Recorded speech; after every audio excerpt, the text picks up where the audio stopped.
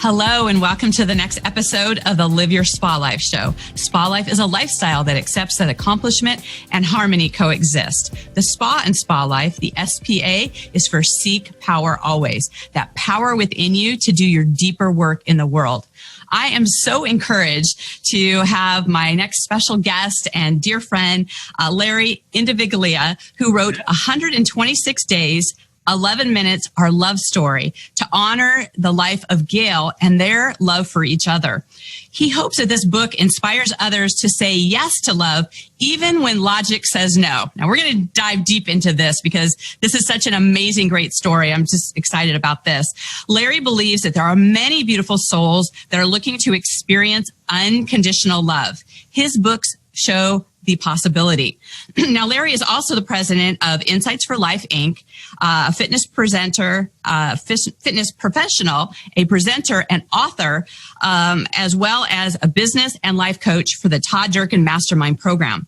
Larrry is also a retired naval officer and a graduate of the U.S. Naval Academy. Thank you, Larrry, for your service. You're welcome.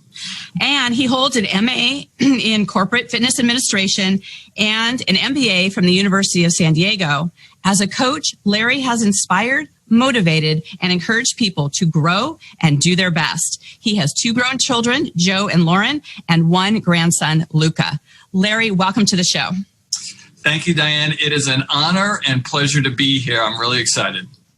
Well, I just want to jump in here with the book. I was honored to be one of the pre-readers of the book and was just so inspired just by the story itself. And I'd love for you just to do an overcap of just what led to you inspiring to write the story and just maybe give a little overview of what the story is about.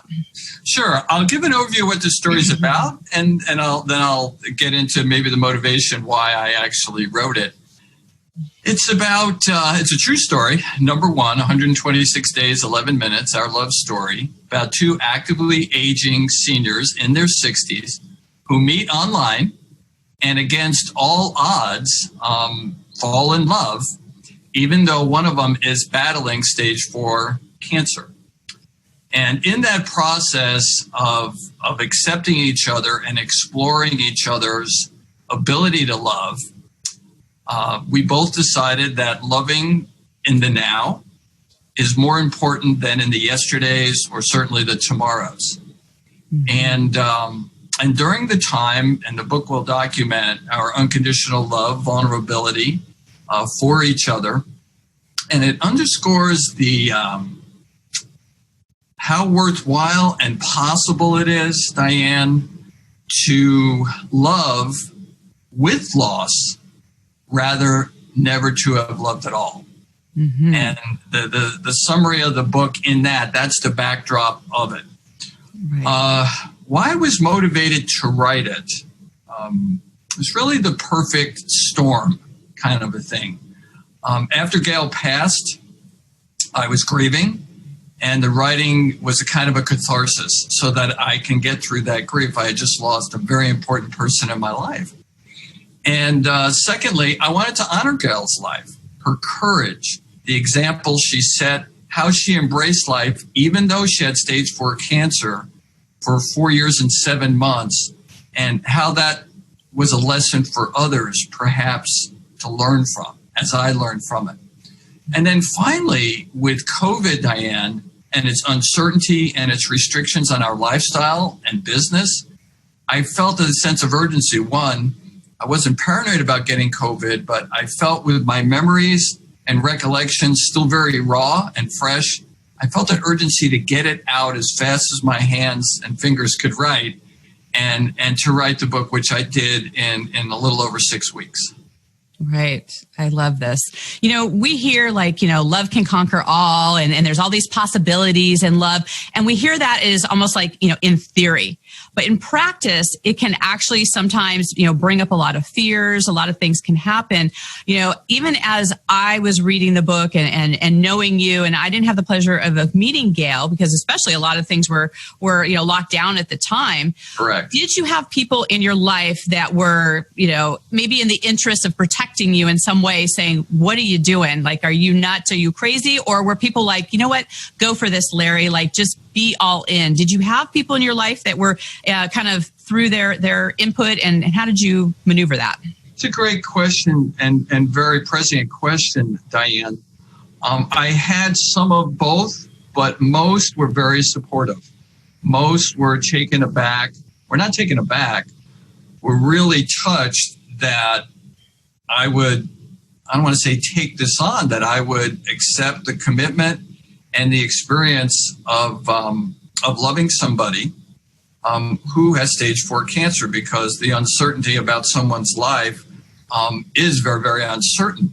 So I had most that really were very empathetic and supportive. I had a couple who were saying, you know, Larry, you're 64. Why are you doing this now? Perhaps you should look for somebody younger, somebody that doesn't have health issues, etc. This is a burden. And, you know, maybe you should kind of cut the tie now and not go any further with this. But they were in the minority, Diane. Most were very, very empathetic and supportive, and reached out to me to help Gayle and love Gayle. Right. Well, you know, I happen to know a lot of the people that you spend a lot of time around, and you have a very positive circle. And I think that really makes a difference in, you know, who we spend our time with, who are our cheerleaders, and what that actually looks like. And I'd love for you to share, like, as far as like, what are some of the benefits people would be getting from, you know, really reading this book? And, you know, at the outset, it may feel like it's really sad, but there really is an underlying message about embracing life. And I'd love for you to share some of the benefits around reading this book. The benefits are many, but a few here. Number one is it's never too late to love somebody. Even with a terminal illness or somebody who's struggling, it's never too late. And the now is always possible.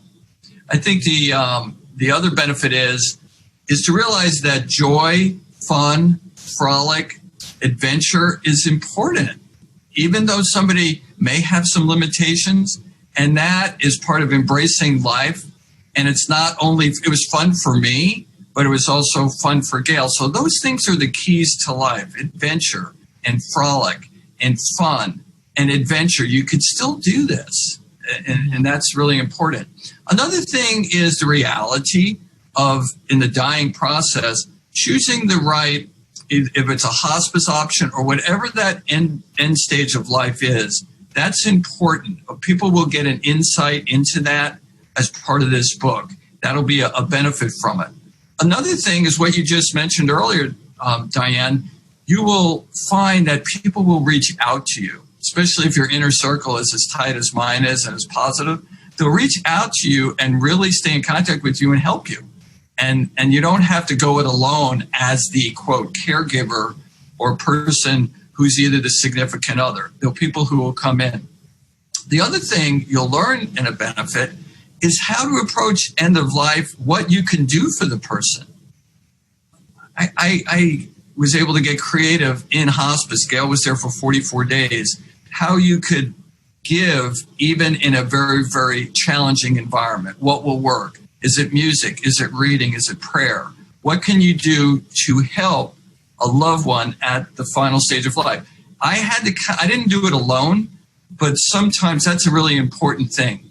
And finally, it's called the journey. Having a respect and more of appreciation, especially with people struggling, and also in this case, cancer. Over my left shoulder here is a picture by Deb Barks, which graces the back cover of the book, called The Journey, and the people who are in treatment for cancer and how they are very courageous, looking for faith, relying on faith and hope in their lives, and gaining strength. So that's what this shirt says: National Breast Cancer Month, appreciation, respect their journey. So those 5 or 6 things you'll get from the book. Great. I love this. And what about for you personally? Like, how did writing the book, did it aid you in the grieving process? Did it, like, you know, were there certain things that came up for you in the process as good memories, as challenging, as all of it? Like, where were you when you started the book? How was it going through the process, and where are you with it now? Great question, Diane, in the sense, really the full gamut. I felt the urgency, not just because of COVID that I just mentioned a few minutes prior. I knew I had my journal, I had text messages, voicemails, I had stuff in my mind very fresh, and I had a person who wrote the foreword, Kelly Watson, who owns Scripter Publishing. She encouraged me to share some of the gifts that I learned from Gayle and the experience. So she motivated me, and she was my accountability partner every Monday. I had to send her, because the book is in days, 126 days, I had to send her 20 days every Monday of writing. Might be very raw, so I had an accountability person to help me. It was catharsis. I was grieving. I felt that urgency. If I was not going to write it in those 6 weeks, if it was 3 or 4 months down the road, I wouldn't have gotten to it. And selfishly, I did want to move on. I've suffered other losses before, and there's always a process of grief. It's all different sometimes, Diane, but I needed to get it behind me. And frankly, the 6 weeks of writing, I cried, I laughed, I remembered a lot of the things that we experienced. I reflected, and I was just uber focused to get the writing so that, one, honor Gayle's life, honor what we had so that others could benefit.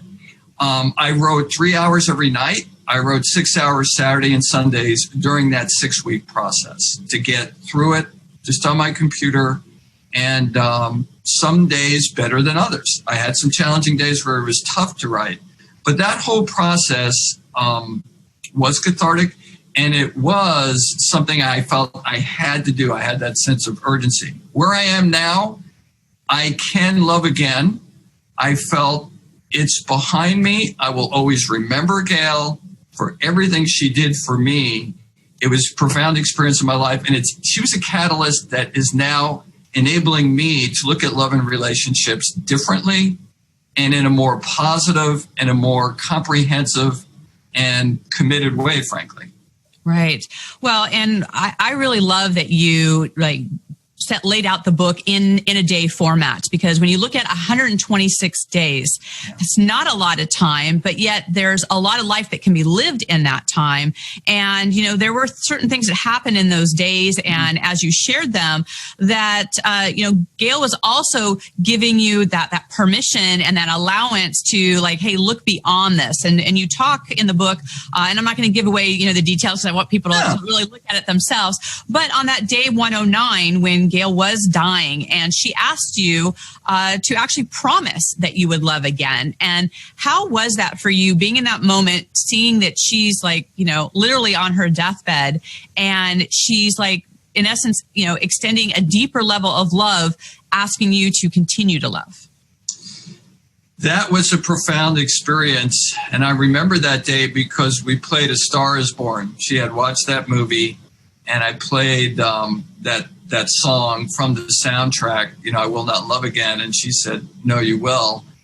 Gayle was a catalyst. She broke my heart open to being able to accept love in a larger way because of how she was with me.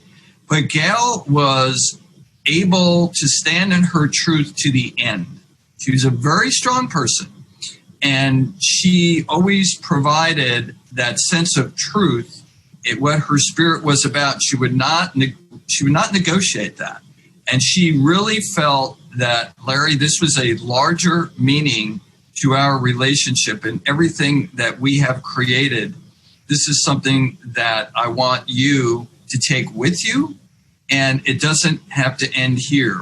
I'm sad that I'm not going to be with you in the future, certainly physically here on earth. And that just goes to the strength of the people and the unselfishness of, even though, and I saw this in Gayle when she was in the hospital and hospice, she would always talk to people and look at others and was concerned about others, even though she was the one dying. So she had that sense of unselfishness or selflessness in looking at our relationship in a bigger way. And I really admired that about her. And I did say, yes, I will move forward. I will. I promised her that. Yes. Well, and, Gayle was a dancer, right? And so there is, the tango was one of her favorites. And, share a little bit about, there's the theme of that dance throughout the book. And, I just, as a reader of the book, I looked at it as how you two are dancing together, how she's dancing with life, how, she's just, that's the joy of her. She lived for dancing. She danced, very well into her illness. Share a little bit about that theme about the Argentine tango. Yes. Diane, Gayle loved the Argentine tango. She had started it. She was in her 12th year of dancing. She loved the art of it. In Argentine tango, the male leads, the woman follows. So there's this yin and yang going on. However, the woman follows creatively, not just missively. Okay, so the woman has artistic license on how she follows her man. And it's the embrace and how that really starts everything in the tango. The thing about the Argentine tango community, and the cover of the book is one of Gayle's photos of Malanga #1. And that actually was a photo that she did of a tango dance party. They call them Malangas. And that's her photo. And it's a community, it's a lifestyle. It kept her active. It kept her going through the treatment. She always had tango to hold on to. And she was a dancer. She also did ballet. And that was a really big part of her life. She was a photographer, so she photographed tango dancers. And she just loved the community, the extended community. She had many friends, and they supported her through her treatments. So as cancer put some restrictions on her life, the Argentine tango always was there to help move her forward and to find joy, even when it wasn't that easy to do that. I wasn't an Argentine tango dancer, and I did go to one night and saw her dance, and it's in the book. But it was a joy to watch that and the entire process of what that is about. It's really, really beautiful. Well, speaking of dance, how would you say that just this experience in totality, not just writing the book, but being with Gayle and just looking at things from a different perspective, how do you dance differently in life? Wow. I've always been a purposeful man. I am even more purposeful now. I've suffered various losses in my life, immediate family member deaths, etc.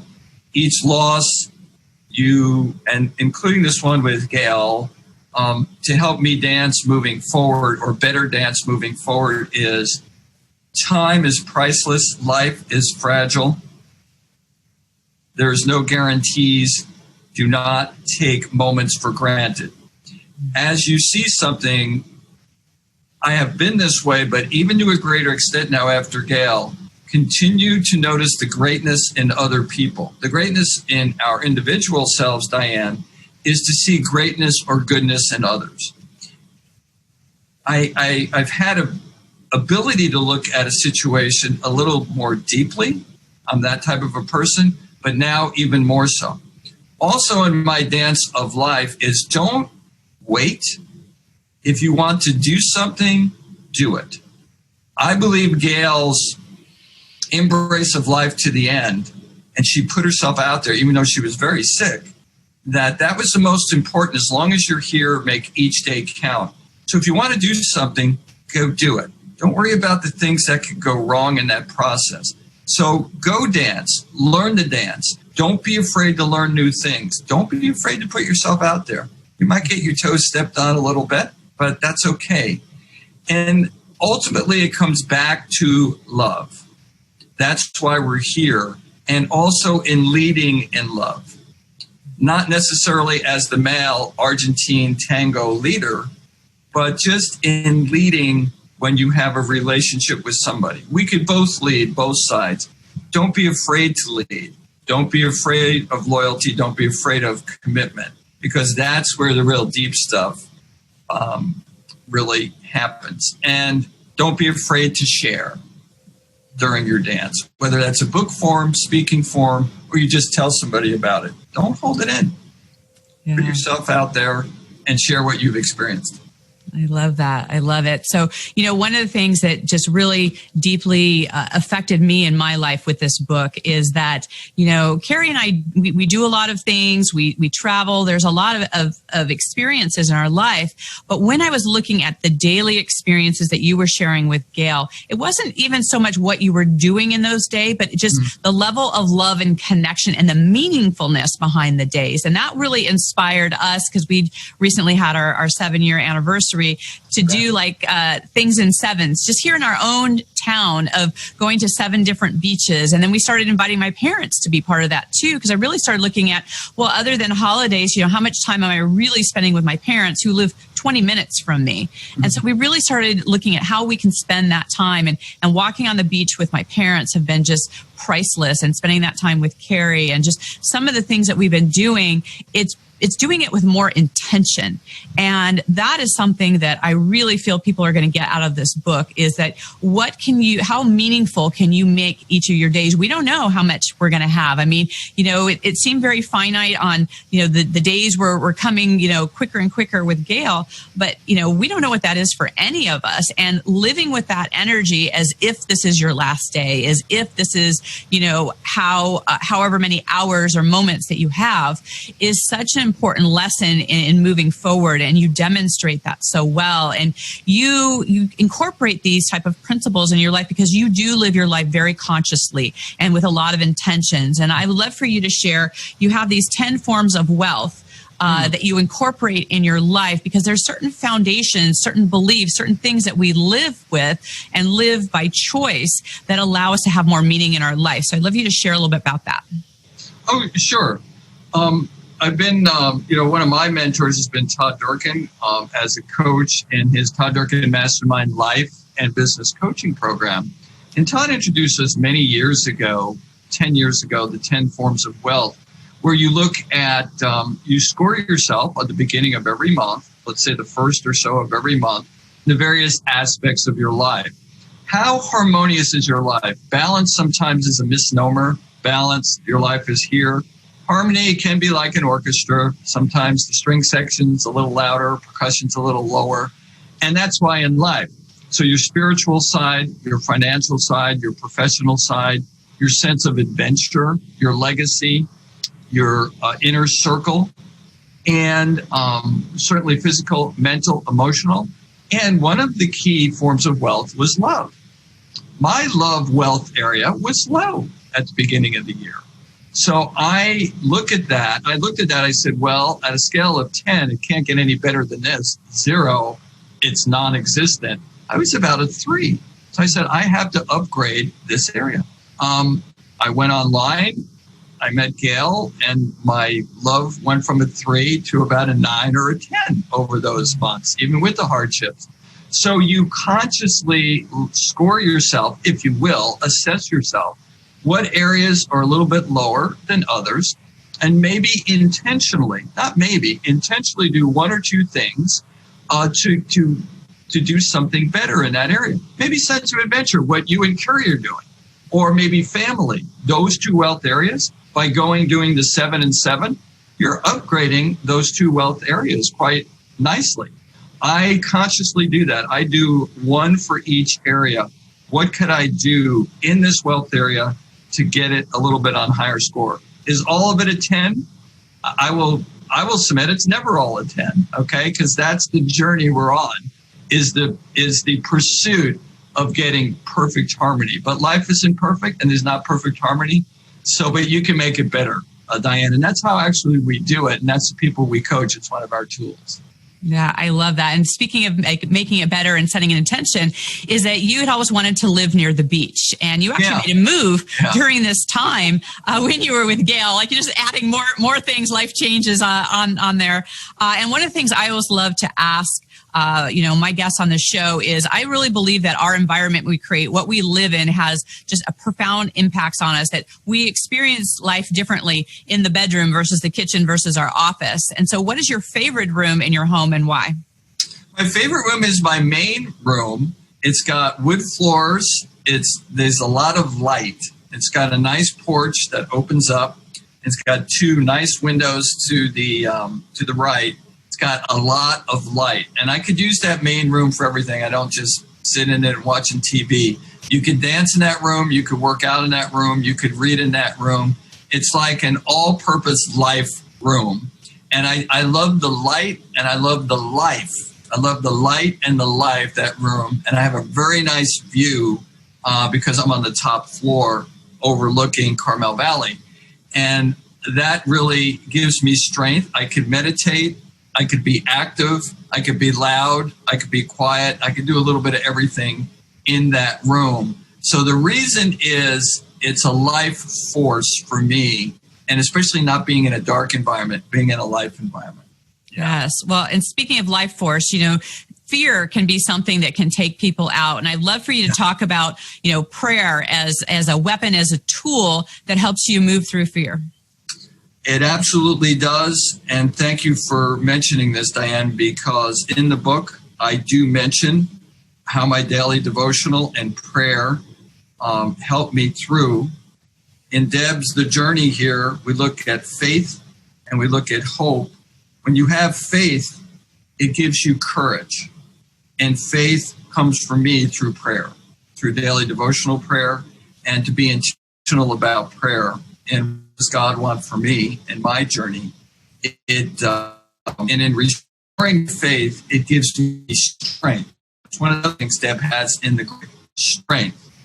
There's a person, or if you're taking care of a person who's struggling with cancer, you as caregiver, it's important to me to use prayer for strength and to continue my connection and also be more purposeful and stronger in my faith. So I do it every day, and I do cite some examples in the book when it really did help me during some of those tough days. Right. Well, and talking about tough days is that, in our journey, we have disempowering moments and we have those that we move through when we feel more in our power. Can you share a little bit about some disempowering moments in your life? Disempowering moments. When I had an instance when, in my training days, when I was training a lot of people, I didn't take care of myself as I should have. And because of exhaustion, not burnout, I had an accident. I fell down a flight of stairs because of overtiredness. There was some other factors involved, but that was the essence. I was working too hard and I paid the price. Then I was out of work for 6 months. I broke my neck, had surgery, had a rehab. I was not available for my clients for 6 or 7 months. That was very disempowering to me. And I brought that on because I didn't take care of myself. And that was hard for me, that whole process. But I brought that on. That was disempowering. Another example of disempowering is, as a coach, the realization is you can't save a person, but you can help a person. And sometimes if a coaching client has moved on after a number of years, maybe my coaching style wasn't as good as it could have been. To me, I always take that personal, like what more could I have done? But sometimes it's not, quote, my fault, but it still feels disempowering, Diane, when you lose somebody, okay, in that respect. So there'll be two specific examples of when I felt disempowered.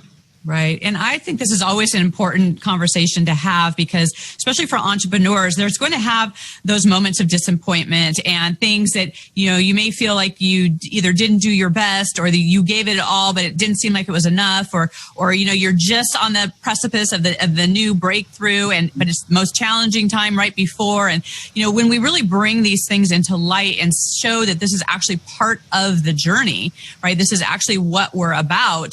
It's really helpful for those who are listening to have hope, right? And to be able to step into that. So with that, what would you say has been one of your more empowering moments where you felt like you were fully in your power?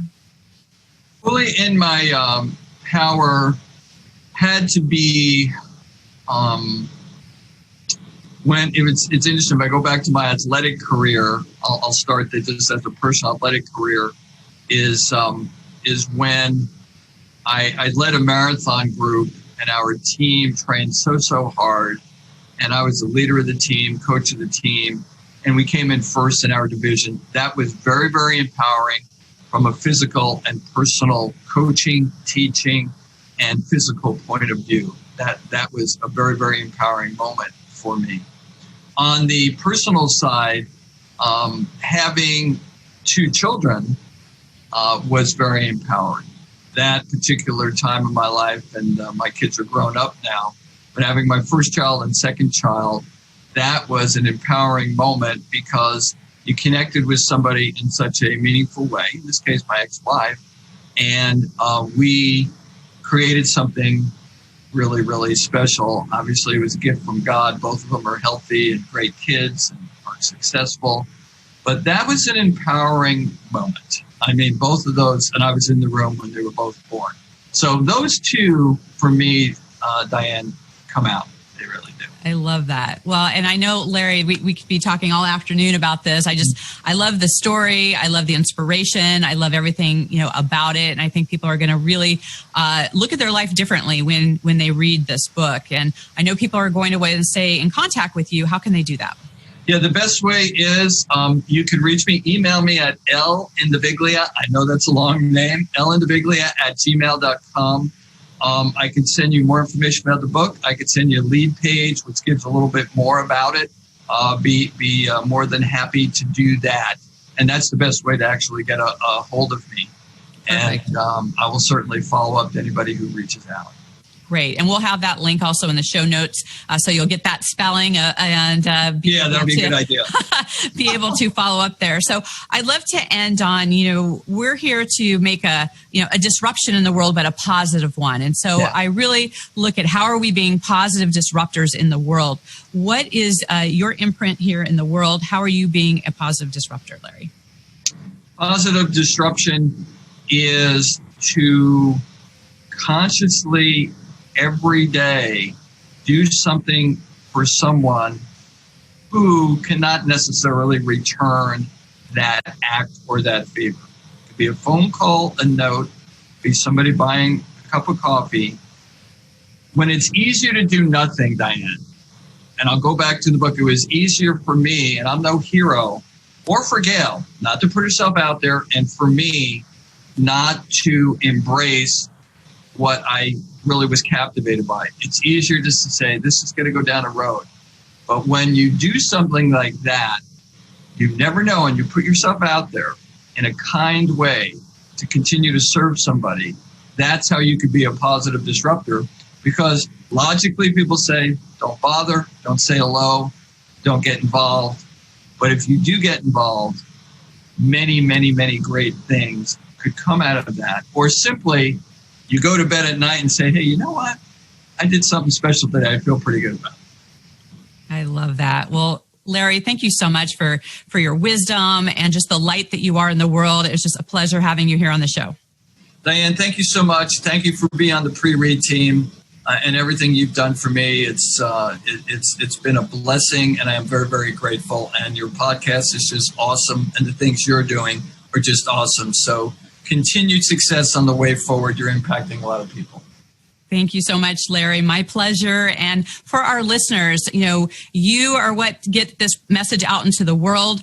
You are part of this community. We would love to hear, what are your thoughts? Do you have some questions that came up, from this podcast? We'd love for you to put in the comments and tag both Larry and myself in here. We're happy to answer any questions that you have. Please share. If you've not already given us that glowing 5-star review, that really helps us expand out into the world as well, and subscribe so that you are able to get when the next episodes are coming out and be part of that person that spreads positive messages out into the world. So we thank you so much for your precious time in being here. And until we connect again, live your spa life. Bye for now. Bye-bye.